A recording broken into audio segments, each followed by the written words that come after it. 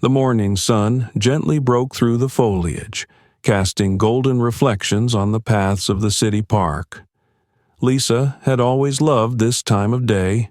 Her dog, a powerful German shepherd named Max, was eager to explore every corner of the park, romping through the grass and sniffing the flowers. Lisa smiled as she watched his energy. At such moments, she felt free, even in the city, where she often felt the weight of other people's preconceived notions. But this day turned out to be different. First, she noticed an elderly couple sitting on a bench hurriedly avert their eyes, as if her presence had disturbed their peace. Then a young man in a tracksuit, running past, slowed his steps as if on purpose to look down at her disapprovingly. Lisa tried to ignore it. She was used to these silent judgments, to the way her skin could become a target in even the most innocuous of places. Max, as if sensing her inner tension, suddenly stopped, turned to her and licked her hand. Lisa smiled. "It's okay, boy," she said quietly, stroking his head, but her calm was shattered by a sound that always made her feel cold inside. A police siren, muffled though it was clear. Lisa saw a patrol car pull up to the curb not far from her. She froze for a moment, feeling the familiar unease that came whenever police officers appeared nearby for no apparent reason. A tall white man in uniform stepped out of the car. His eyes found Lisa instantly, and there was more than professional interest in his gaze. It was the stare of a predator looking for prey. "Hey, miss!" he called loudly, his voice cutting through the silence of the park. Lisa froze. She looked around. No one was around. Max tensed, growling softly. "Can I help you?" she asked calmly, trying to keep her voice firm, though her heart was racing. "Well, it's you I'd like to ask what you're doing here," he replied with a chuckle that was more like a sneer. "Just walking the dog," she said, trying not to show her wariness. "Walking?" He stretched out, coming closer. "That's funny. Have you ever noticed that your behavior might seem suspicious?" Lisa frowned. "Suspicious? Suspicious of what?" The policeman didn't answer immediately, but looked her over from head to toe, stopping to look at her hands which held only the leash. He smirked. "We've had an increase in thefts here," he said, as if justifying his insolence. "And you're all alone here, in a place like this?" "In the park?" Lisa wondered. "In the park," he confirmed. "You know, sometimes just a walk isn't just a walk." It was as if someone had pressed pause on her life. Lisa felt a lump come to her throat. She realized that this conversation wasn't about the park, wasn't about the walk. It was an excuse, just another excuse. Max rose to his paws and stood beside his mistress, his ears straining. "Do you want to charge me or something else?" she finally asked, trying to look confident. But instead of answering, he took a step forward, invading her personal space. "Don't be impertinent, lady. I'm just doing my job," he said, looking her straight in the eye. There was something menacing in his tone. Lisa felt the fire of humiliation burning her from the inside out. She knew she was right, knew she had done nothing, but standing here, alone with this man, feeling his scrutiny, it was almost unbearable. "Look," she said, smiling strainedly, "if that's all, the dog and I will continue our walk." "I'll decide that's it," he said, his tone hardening. "Let me see your papers."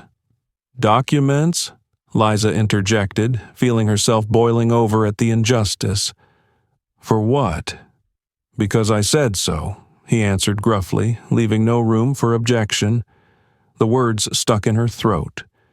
Max growled louder, standing in front of her like a protector. The policeman looked intently at the dog. "Hold him," he ordered coldly. Otherwise, I will use force." That was the moment Lisa realized whatever happens next is no longer under her control. Lisa headed for the exit of the park, hoping to leave the place as quickly as possible. Max, sensing her tension, walked beside her, keeping a close eye on the situation. In the distance, in the parking lot, she spotted the same patrol car. Her heart clenched. It seemed more than a coincidence. She tried to ignore it, but the tension was building. The policeman, the one who had just pulled her over, was sitting behind the wheel, glaring at her. Lisa felt that gaze piercing through her, making her feel small and vulnerable. As she approached the exit, the policeman got out of the car again, as if he had been waiting for her. He had a smug grin on his face, like a predator who had just cornered his prey. "Hey, you!" he shouted, approaching her with a quick step. Lisa froze, instinctively pulling on Max's leash. Sheepdog growled again, his tension transferring to her. "I told you I suspected you were insubordinate," he began, sarcasm undisguised. "I thought I'd check your intentions a little more closely." "I've already explained to you that I'm just walking the dog," she replied calmly, though her voice trembled slightly.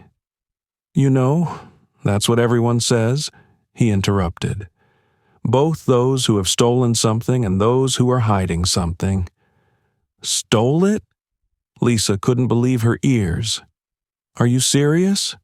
Why are you so nervous?" He leaned closer, not hiding his mockery. "Maybe because I'm right." Lisa looked into his eyes. There wasn't an ounce of doubt in them that she was right. But that wasn't even what scared her the most. It was the fact that here, in this empty parking lot, no one would come to her rescue. "I'm not going to stand for this," she said quietly, trying to keep her dignity. "I haven't done anything. If you want to arrest me, make it official." Those words seemed to anger him. He grabbed her elbow sharply, causing her to shriek. Max howled, as if in warning, and stood up on his hind legs. "Get that dog out of here," he ordered, pulling his baton from his belt. "Stop! You have no right!" Lisa shouted, feeling her throat constrict with fear and rage. "I don't have the right?" He laughed, pushing her toward the hood of his car. "I have every right, if you resist." Max, as if realizing what was happening, jumped forward, coming between Lisa and the policeman. The sheepdog didn't bite, but he growled so loudly that the sound echoed through the empty parking lot. The policeman stepped back for a second, confused by this behavior. "That dog will get you in trouble." He gritted his teeth, glaring at Lisa. "Do you want me to take her away?" "I have reason to." Those words, full of threat, struck Lisa like lightning. She knew there were no boundaries for men like him. He could do anything if he thought he could get away with it. At that moment, a car drove past the parking lot. Lisa noticed someone inside slowing down, looking at what was happening. Hope flared in her chest, but the policeman saw it and grabbed her arm sharply. "You're coming with me to the station right now," he hissed, twisting her arms behind her back. "We'll see what they say there." "No!" screamed Lisa, trying to break free, but he had already cuffed her, ignoring her screams and the growling of the dog. Max didn't back down, his growls getting louder. The people in the passing car started filming something on their phones. The policeman looked back, clearly not expecting such a turn. "Leave her alone," shouted someone from the car window. The policeman stood still for a moment. His eyes flashed with irritation, mixed with anxiety. He realized now that the situation was no longer under his complete control. "Fine," he said coldly, pulling Lisa closer to the car. "We'll deal with you at the station." She looked at him with pride, despite her fear. Max didn't move, following them like a shadow, ready for the next step. But Lisa knew this fight was just beginning. Lisa stood at the hood of the patrol car, feeling the cold metal beneath her palms. The handcuffs squeezed her wrists so tightly that her skin burned. Max, her faithful dog, didn't move a step away, growling with such force that it clearly unnerved the cop, but he tried not to show it. "So," he began, leaning on the roof of the car and staring at her, "why don't you tell me why you're here in the first place?" "I already told you. I was walking the dog," Lisa answered firmly, though her voice trembled. "Walking, huh?" he asked, tilting his head to the side. "What kind of neighborhood do you think this is? Do you have any idea where you are?" Lisa looked him straight in the eye. "This is a public park. I have as much right to be here as anyone else." The policeman grinned as if he'd heard a joke. "Right?" He laughed again, and there was menace in his voice. "That's funny. I thought people like you usually avoided places like this." "People like me?" Lisa felt a wave of anger run through her body. "Well, you know what I mean," he replied, shrugging. "Your people?" Lisa didn't let him finish. "My people?" she interrupted, anger boiling up inside, but she tried to keep her cool. "Look, I didn't do anything. If you have proof, show it. If you don't, let me go." The policeman frowned. He didn't like that she was getting defensive. "Proof?" He leaned closer so that Lisa could smell the coffee mixed with cheap cologne. "Girl, you are proof." Her heart raced. "What do you mean by that?"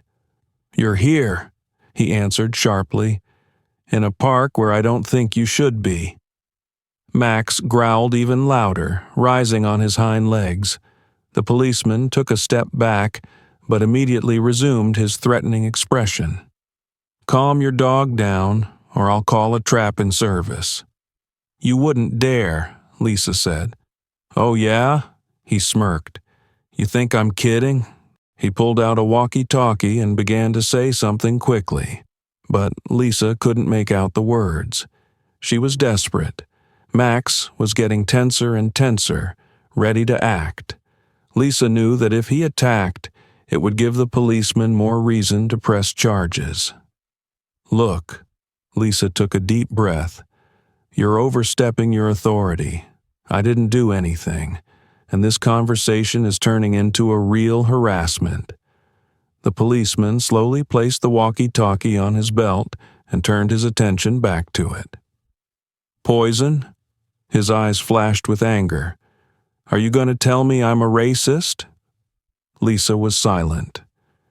"Now, lady," he continued, moving closer to her, "this has nothing to do with racism. It's just that you're a suspicious element, and I want to understand what you're doing in a neighborhood where you don't belong."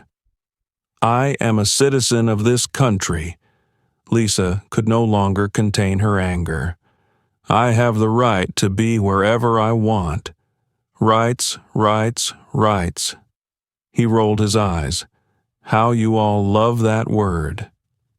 The policeman looked around as if checking to see who else might be watching the scene. In the distance, there was still a car with people filming the scene.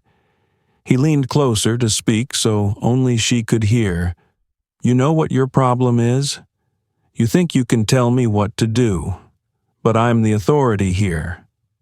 Lisa met his gaze, full of superiority and anger, and felt the anger inside her give way to icy fear. She knew he could go much farther if he didn't stop now. At that moment, Max, as if sensing the tension, broke out of her grasp. He jumped to the car where the policeman had left the notebook and grabbed it with his teeth. "Hey!" the policeman shouted, lunging after the dog. Max ran towards the people who were filming what was happening. He had a notebook in his teeth, proof that this policeman had abused his authority more than once. The policeman, cursing furiously, rushed after him, but Max was too fast. Lisa felt hope flare up inside her. Her faithful dog had just given her a fighting chance. This was only the beginning of the battle for justice. "Bring him back, you goddamn dog," the policeman shouted, his face flaming with anger as he tried unsuccessfully to catch up with Max.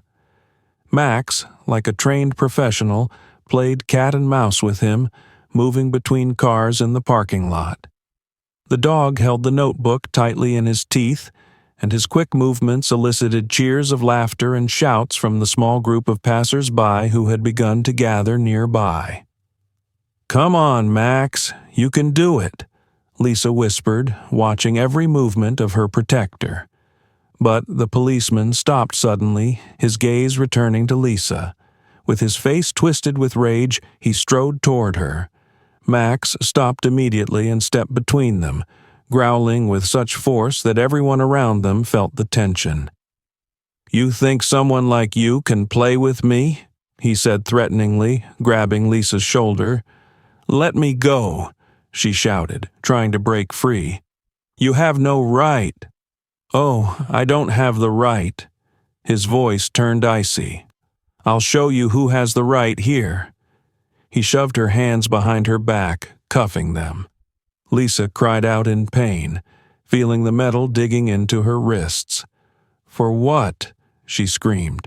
"For disobeying a police officer," he announced loudly so that all witnesses could hear, "and for obstructing an investigation." "What investigation?" Lisa could barely speak with indignation. "I was just walking in the park." "You talk too much," he interrupted her, tugging her closer to the car. Max lunged forward, but the policeman snatched his baton and swung it at him. "Get back!" he shouted. The dog stopped, but didn't back away. His eyes, determined, were fixed on Lisa. "Let me go." She struggled to break free, but his grip was too strong. Passers-by began to gather closer, their whispers growing louder. A few people held up their phones, filming what was happening. What had she done? Someone in the crowd asked. "Yes, why are you arresting her?"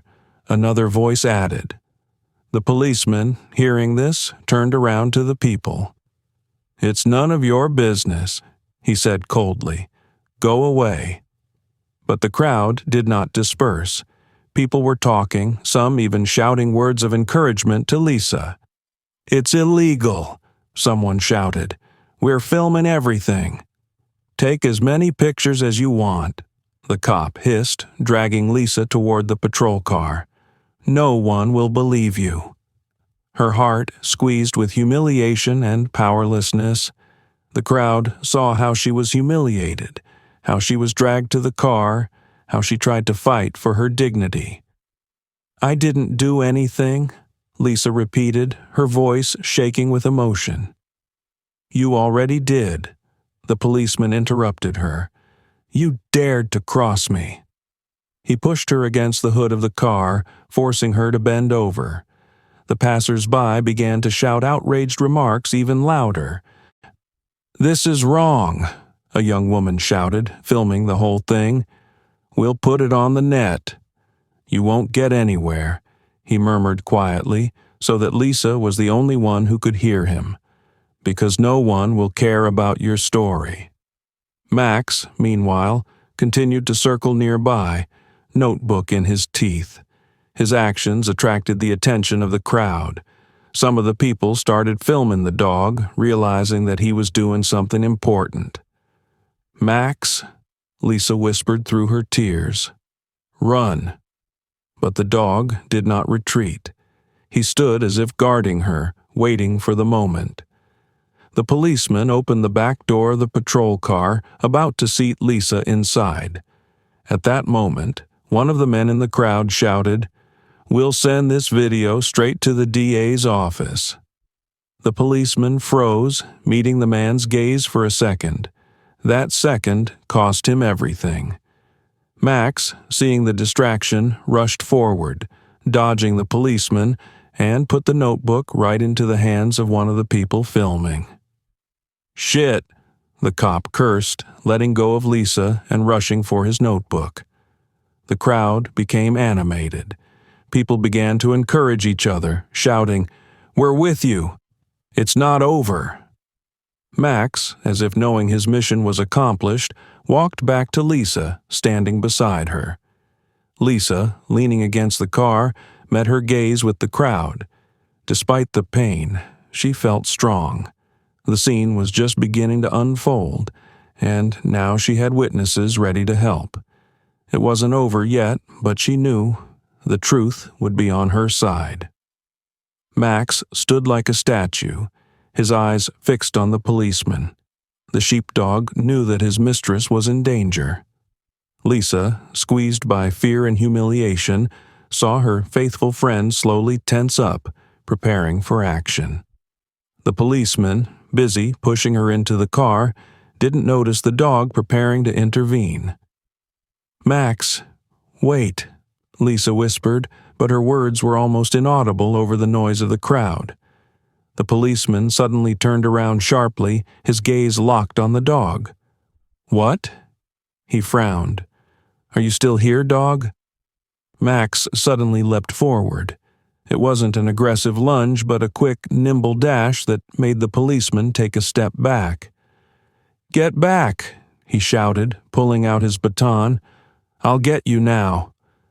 But Max had already gone around him, making a wide arc as if deliberately playing with him. His movements were precise, and he kept out of reach of the baton. The crowd gasped as the dog tore forward again, this time ducking under the policeman's arms to end up at the door of the patrol car. "What the hell?" the policeman shouted, waving his baton. Max slammed the car door shut with a jerk of his paw, leaving it closed. He growled low and threatening, but not attacking, holding his place. "Are you kidding me?" The policeman, enraged, turned to the crowd. "Is someone going to call a trapping service now, or do I have to do it myself?" "Only touch her dog and you'll be sorry," shouted someone from the crowd. "We're filming everything," added another voice. Max kept his eyes on the policeman. Then he suddenly lunged toward the car and grabbed the keys he had placed on the hood with his teeth. "No!" the policeman shouted, rushing after him. But Max was already running, circling the parking lot. The dog held the keys tightly, his tail was high and his gaze expressed pure determination. The policeman looked like a man who had suddenly lost control of the situation. "You think this is funny?" he shouted, turning to Lisa. "I'll add more charges to your case for this." But Max, wasting no time, rushed toward the crowd. He walked over to the man who was filming everything on his phone and carefully placed the keys at his feet. The crowd came to life, and applause and laughter filled the air. "Nice dog," someone shouted. "He's smarter than you," another shouted, pointing the camera at the policeman. The policeman turned pale with rage, realizing that his actions were now in the full spotlight. "All right," he roared, turning to Lisa again.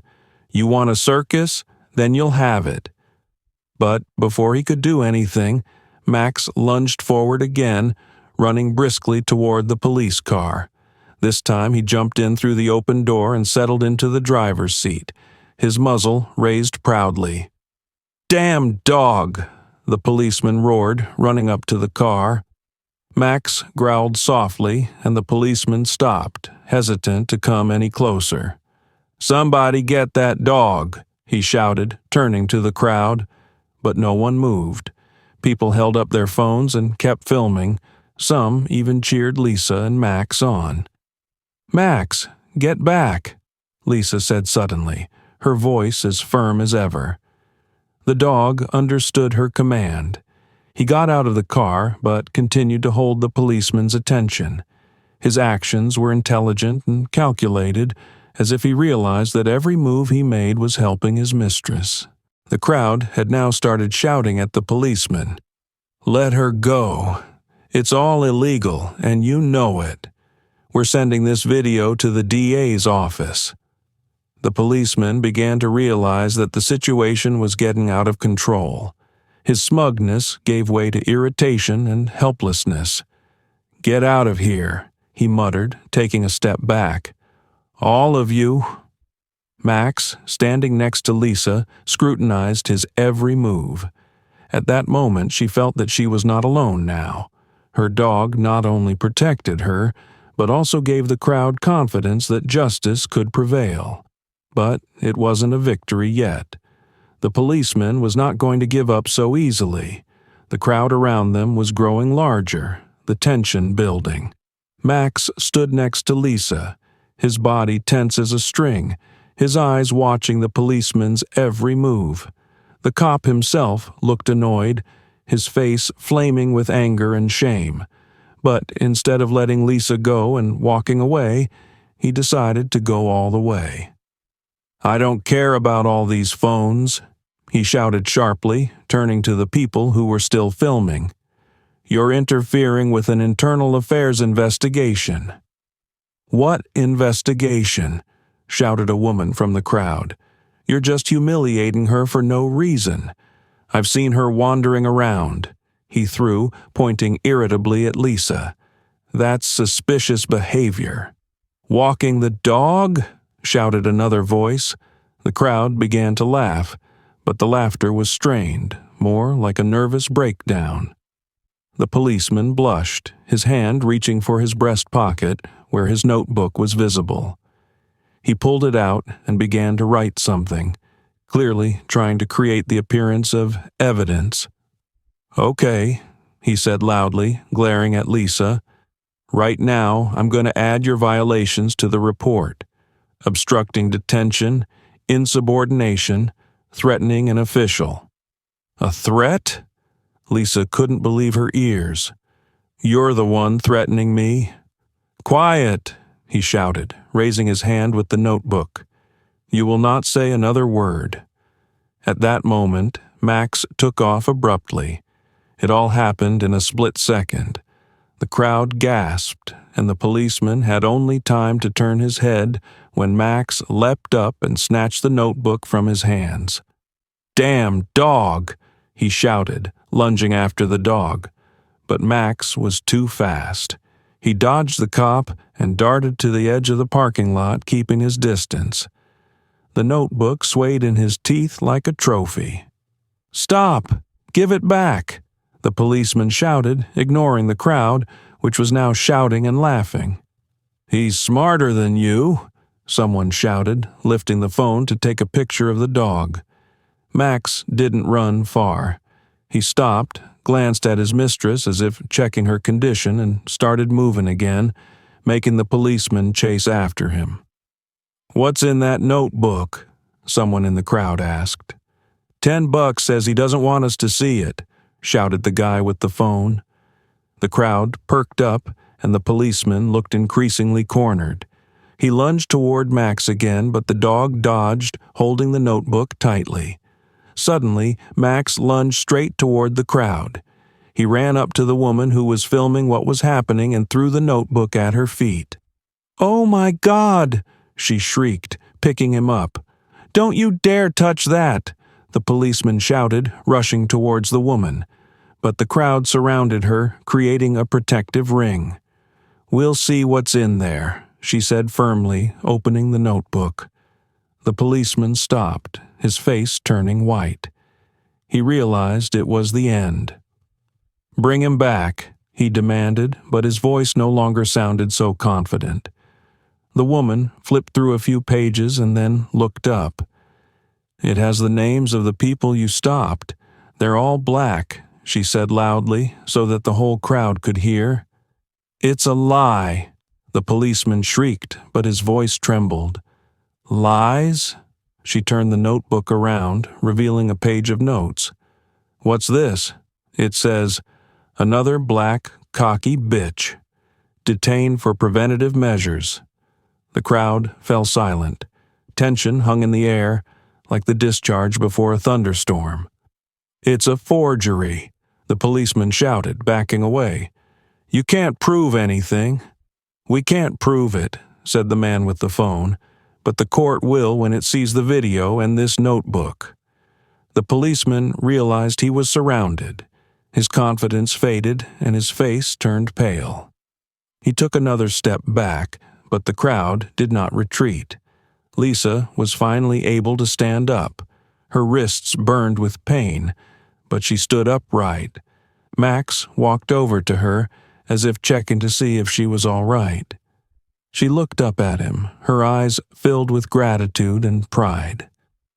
"It's over," she whispered, stroking his head. The crowd began shouting demands to release Lisa. People called the police to report the officer's misconduct. The police officer realized he had nowhere to go. "You'll all be sorry," he shouted one last time before retreating to his car, but his words carried no more weight. The crowd was cheering Lisa on, and Max was already a local legend. The notebook was handed to other officers who were called to the scene. Justice was just beginning to be served. The crowd around was growing. People stopped, pulled out their phones, filmed what was happening, and some even shouted indignant remarks at the policeman. The atmosphere was getting hotter by the second, as if this whole unfair spectacle was about to explode. "Is this your job?" shouted a young woman with a stroller, her voice ringing with anger. "Humiliating people just for walking here? She just went out with her dog. Are you kidding me?" added the man in the sports jacket, holding his phone up to get a close-up of the policeman. "Do you have a plan for these arrests? Don't you all have anything better to do?" the policeman shouted, grabbing his baton as if it would protect him from this onslaught. His attempt to regain control only fueled the fire. People started shouting accusations at him. "That's racist. He's overreacting. We see you threatening her. You should be fired." The policeman, who had seemed omnipotent a few minutes ago, now looked completely different. His face was red, his movements nervous, and his words incoherent. He tried to shout over the crowd, but it only served to aggravate their outrage. Max, standing next to Lisa, watched the policeman, keeping his eyes on him. The dog clearly sensed that the threat was still there. Lisa, despite the pain in her wrists and the shock of what was happening, felt the support growing around her. She felt, for the first time, that she was not alone in this confrontation. Someone in the crowd started posting videos online right on the spot. "It's already on Twitter," shouted the girl with the phone. "Look how fast the views are growing. People are already in the comments demanding explanations. And here are the hashtags," the guy with the baseball cap said, showing his phone screen. Hashtag Justice for Lisa and hashtag Racist Cop. These words seemed to ignite an even bigger fire. People started discussing how they were going to distribute the video so that as many people as possible would know about the incident. There was a feeling in the air that this was more than just a conflict in the park. It was a challenge to an entire system that had gone unpunished for far too long. The police officer noticed that the videos were being distributed in real time. He tried to take control of the situation again. "I demand that you all disperse," he shouted, waving his hand. "You are obstructing law and order." "You are the one obstructing human rights," shouted a man from the crowd, which caused a loud murmur of approval. Someone stepped closer and shouted, "Let her go now, or your career ends today." The policeman, trembling with anger, turned to Lisa. He knew he had no more power, but he didn't want to give up. "All right," he gritted his teeth, "I'm dropping the charges against her." The crowd erupted into cheering shouts, but that didn't mean it was over. "Release her right now," someone shouted, pointing a finger at the handcuffs. The policeman reluctantly pulled out a key and, avoiding looking Lisa in the eye, uncuffed her. She rubbed her wrists, feeling hurt and angry, but her gaze was hard. "You think this is the end of it?" he whispered, moving closer so only she could hear. Lisa looked at him calmly but firmly. "No," she replied. "This is just the beginning." Max growled loudly, as if confirming her words. Meanwhile, a storm was already brewing on social media. The video was spreading across all platforms. People were making reposts with angry comments. The explosive effect was overwhelming. Everyone who watched the footage saw the policeman humiliating an innocent woman, heard his threats, saw the heroism of her dog. A few minutes later, someone in the crowd shouted, "It's on the news sites. Look, it's already saying, 'Police officer at center of scandal.'" The crowd buzzed again, discussing how the events in the park had already become public. The policeman realized that he had lost control not only of the situation, but also of his reputation. His walkie-talkie crackled. He took a step back to answer, and his voice was almost inaudible, but the tension in his movements betrayed panic. "Yes, everything is under control here," he said, but he realized it was a lie. Lisa, finally freeing herself, turned toward the crowd. She saw dozens of eyes full of support and anger for her. People began to approach her, some offering water, some asking how she was feeling. "Thank you," she said, though her voice was still shaking. "Thank you, all of you." The crowd exploded with applause and supportive shouts. "It's not over yet," shouted the girl with the phone. "We will seek justice." Max sat down next to Lisa, his gaze full of determination. She knelt down, wrapped her arms around his neck, and whispered, "Thank you, Max. I couldn't have done it without you." As the crowd continued to shout slogans, the policeman, realizing that all was lost, fled in his car. But this was only a temporary withdrawal. The society that had seen the injustice was not going to stop. This story was just starting to gain momentum. The following morning began with loud headlines in the news. "Racist cop humiliates woman in park," "Heroic dog exposes abuse of power," and "Video footage causes public outrage" were just a few of the many headlines that were rapidly flying all over the media. People in the comments expressed anger and demanded justice. The video of the incident went viral, garnering millions of views. The footage clearly shows the policeman using force for no reason, humiliating Lisa, and then Max, her dog, skillfully intervening, exposing his dirty methods. A notebook full of humiliating notes about the detainees, most of whom were black, particularly attracted attention. A scandal broke out at City Hall. By lunchtime, an official statement from the police had already been released. "We are launching an internal investigation into Officer Martin Gregory. The police condemn discrimination of any kind, and if the violations are confirmed, the perpetrator will be held accountable." But this statement did not appease the public. People demanded more. Spontaneous rallies were held in the streets. Crowds of protesters flocked to City Hall with placards.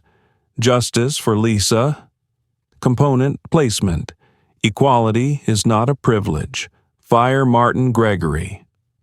Meanwhile, sitting in her small apartment, Lisa received dozens of calls. Reporters, lawyers, activists, everyone wanted to talk to her. Her phone was literally ringing off the hook, and journalists were standing in the doorway trying to interview her. She felt cornered. "I just wanted to go for a walk with Max," she told her friend as he stepped in to help her deal with the influx of attention. "Now, I have to fight not only for myself, but for everyone else who faces this every day." Max, sitting next to her, seemed to understand her words. His calm, confident gaze gave Lisa strength. The next day, the city attorney's office announced that they had opened a formal investigation into Martin Gregory. They were to review the videotapes, the notebook with his notes, and listen to eyewitness testimony. The calls began almost immediately. Martin, Gregory, from his end, tried to keep control of the situation. He gave an interview to a local TV channel where he presented himself as a victim. "This is just an attack on the police. I was doing my job. This woman was suspicious and her dog was a threat. These videos are taken out of context and I'm sure the truth is on my side." But his speech sparked an even bigger wave of outrage.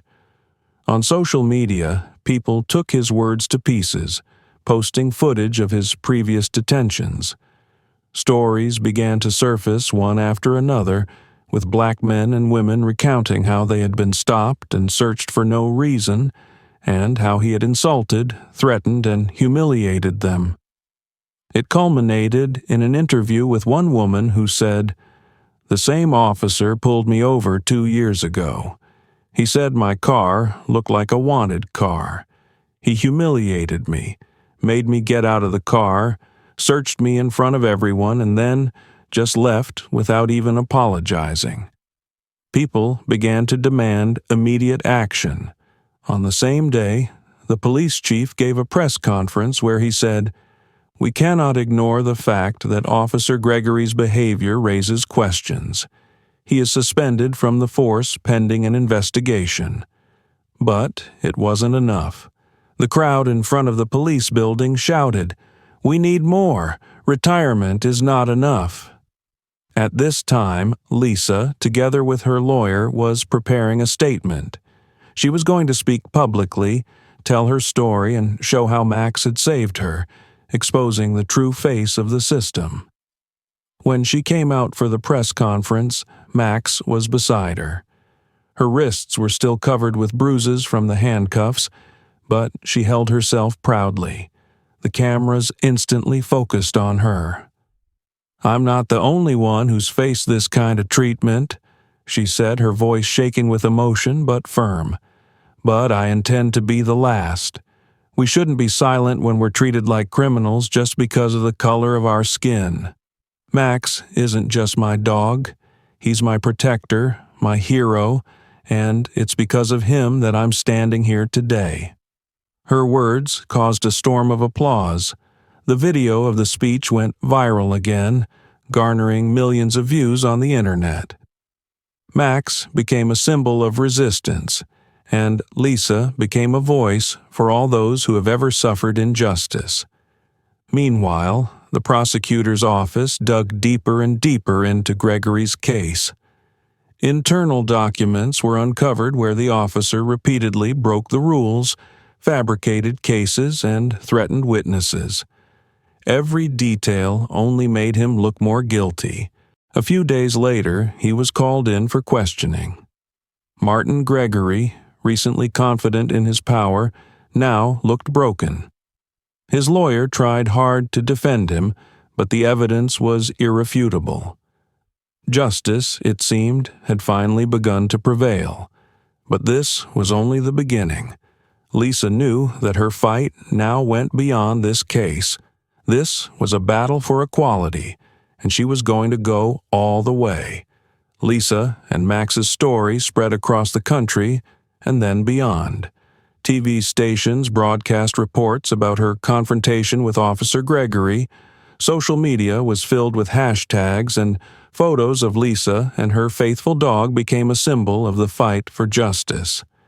However, fame brought with it not only support, but also new challenges.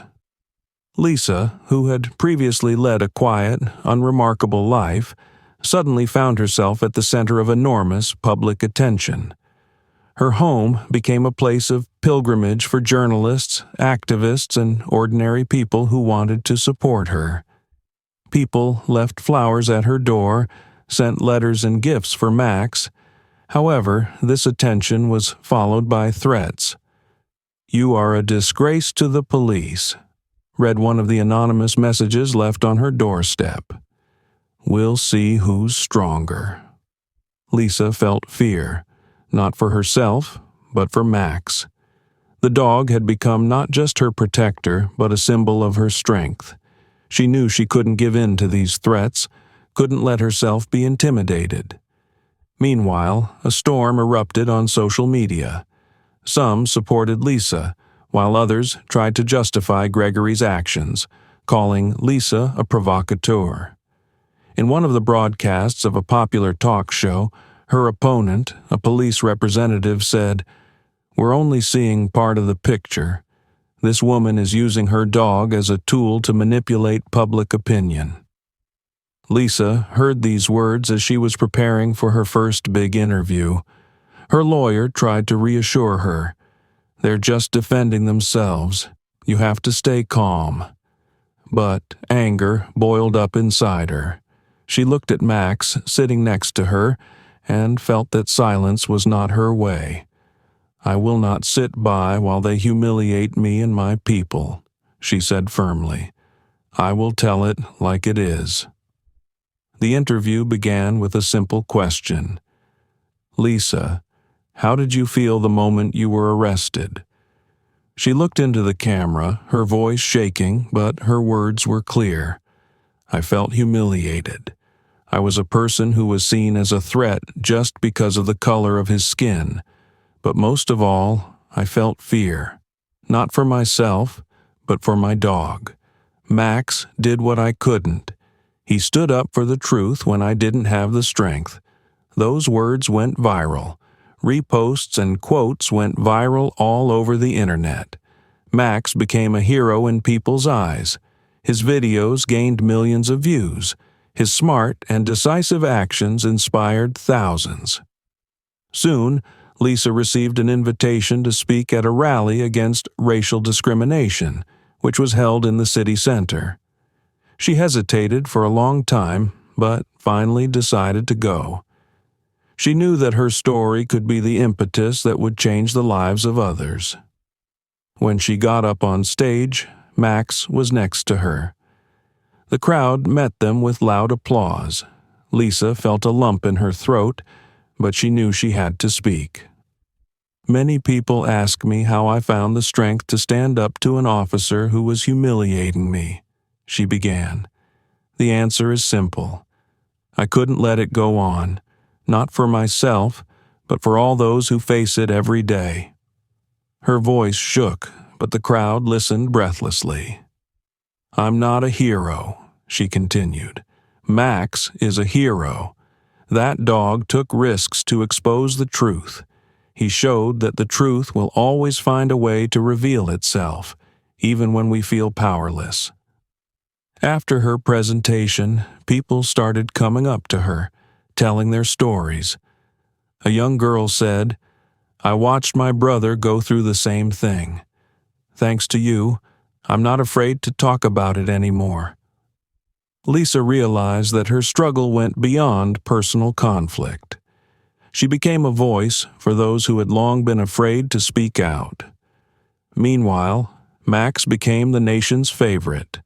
His face appeared on T-shirts, in memes, and even on magazine covers. Activists began campaigning for the creation of a law protecting people from unjustified detentions and called it Max's Law. But along with support came danger. Lisa received more and more threats, some of them specific and frightening. Someone was trying to hack into her social media. Someone was making threatening phone calls. She went to the police, but her trust in the system was shattered. One evening, as she was walking home with Max, she noticed a car driving slowly behind her. Her heart raced, but she tried to stay calm. Max, sensing her anxiety, froze, tensing. The car stopped and a man got out.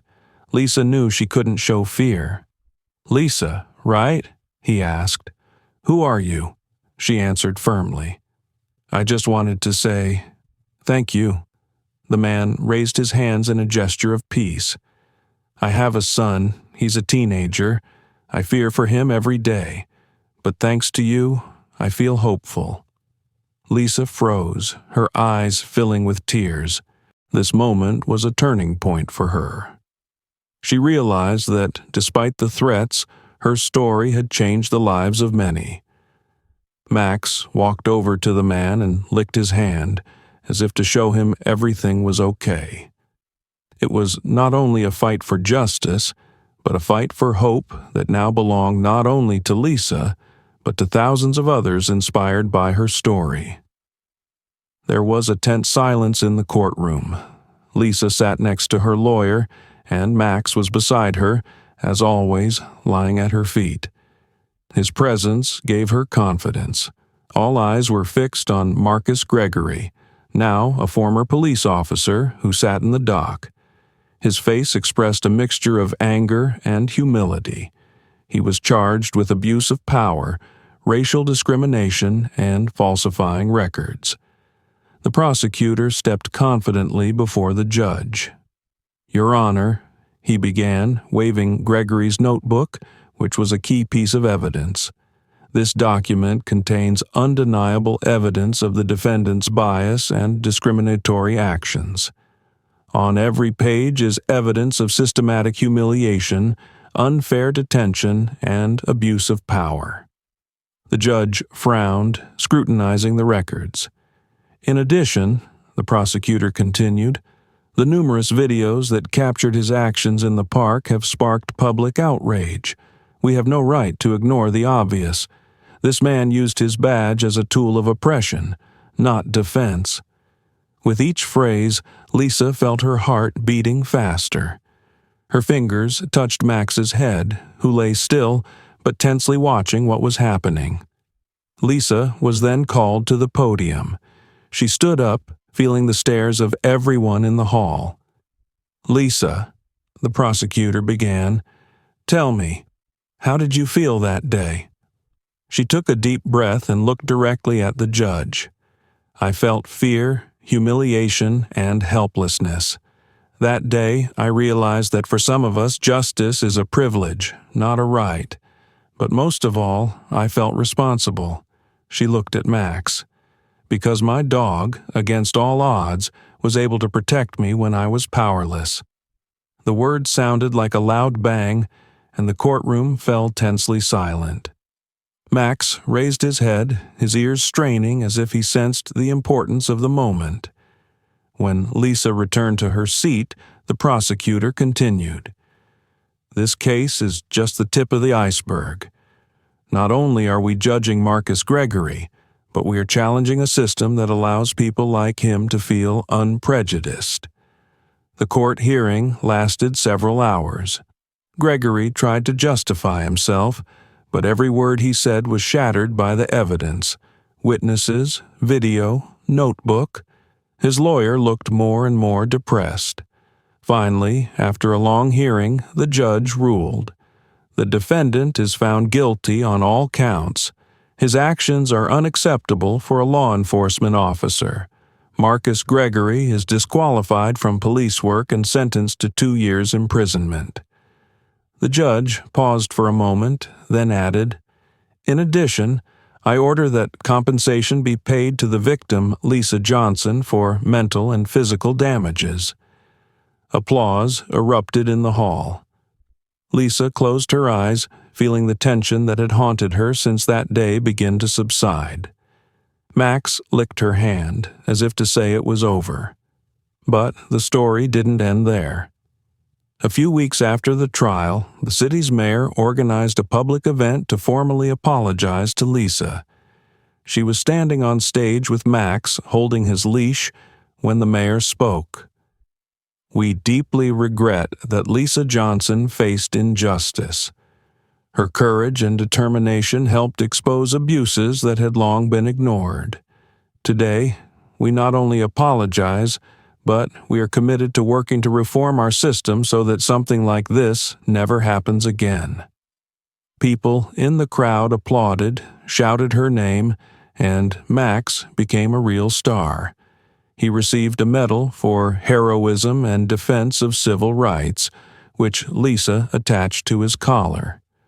In the months that followed, her story inspired change. Activists began promoting the Max Bill to prevent racial discrimination in police work. Lisa became involved in educational programs, telling her story and calling for the fight for equality. Her life was forever changed, but she knew everything that happened made sense. She found the strength not only to fight, but to inspire others.